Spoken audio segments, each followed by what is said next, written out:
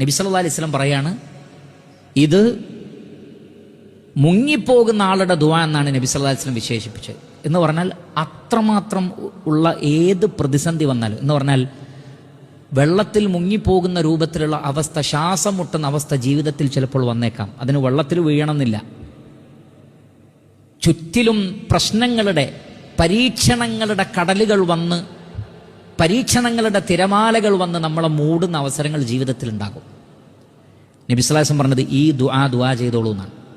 പ്രത്യേകിച്ചും അവസാന നാളിൽ നബി സല്ലല്ലാഹു അലൈഹി വസല്ലം പറയാണ്, അവസാന നാളിൽ ധാരാളം ഫിത്നകൾ വർദ്ധിക്കും.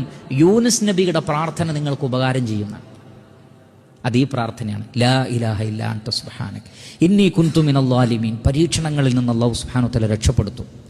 മറ്റൊരു ഹദീസിൽ നബി സല്ലല്ലാഹു അലൈഹി വസല്ലം പറഞ്ഞു, നിങ്ങളിൽ ഒരാൾക്കൊരു ബുദ്ധിമുട്ട് വരികയും ഈ നിങ്ങൾ ദുആ ചെയ്യുകയും ചെയ്താൽ യൂനുസ് നബിയെ രക്ഷപ്പെടുത്തിയതുപോലെ അള്ളാഹു നിങ്ങളെ രക്ഷപ്പെടുത്താതിരിക്കില്ല.